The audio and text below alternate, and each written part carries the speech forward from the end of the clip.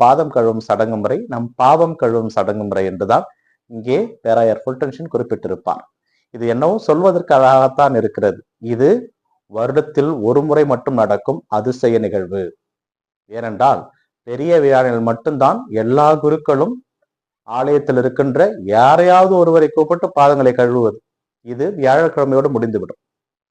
இரண்டாவது, இயேசு கிறிஸ்து நற்கருணை ஏற்படுத்துகிறார். இது இயேசு உடனே ஏற்படுத்திய நிகழ்வு அல்ல.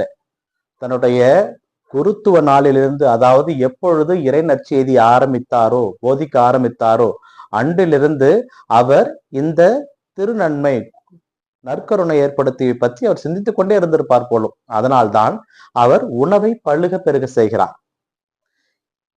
இறந்தவனை உயிர்த்தெழ செய்த ஆண்டவருக்கு, குருடனுக்கு பார்வை கொடுக்க தெரிந்த ஆண்டவருக்கு, ஊமையனை பேச வைத்த ஆண்டவருக்கு, முடக்குவாதம் முற்றவனை எழுந்து நடக்க செய்த ஆண்டவனுக்கு, உணவில்லாமல் தவித்த அந்த மக்கள் கூட்டத்திற்கு ஏன் உணவு கொடுக்க முடியவில்லை? ஏன் அவர் அங்கே தன்னுடைய சீடர்களை அழைத்து மக்களிடம் அவர்களிடம் ஏதாவது இருக்கா என்று ஏன் கேட்டார்? ஏனென்றால் பணி குருத்துவமும் பொது குருத்துவமும் ஒன்று சேர வேண்டும். பணி குருத்துவம் வேறும் பொது குருத்துவம் வேறு அல்ல. இரண்டும் ஒன்றோடு ஒன்று கலந்தது.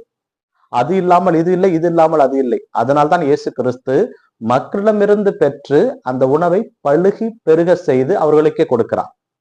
இது பணி குருத்துவத்திற்கும் பொது குருத்துவத்திற்கும் செல்லும்.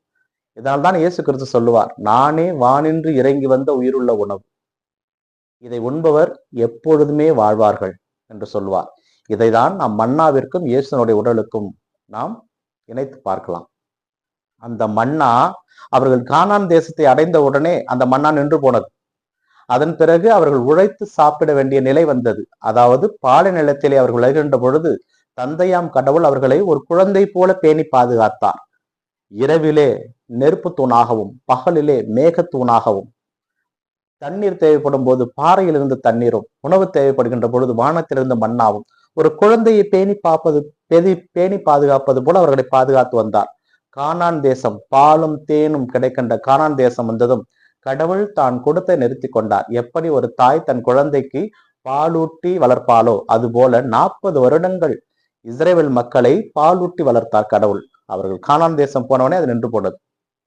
அங்கே நின்று போனது மீண்டும் இயேசு கிறிஸ்துவால் என்று தொடங்கப்படுகிறது.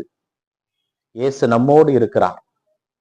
அவர் நம்மோடு இருப்பதற்காக, தொடர்ந்து அந்த இறை பராமரிப்பு தொடர்வதற்காகவே இந்த நற்கருணை ஏற்படுத்துகிறார். இந்த நற்கருணை ஏற்படுத்துவதனுடைய நோக்கமே நம்மோடு இருக்க,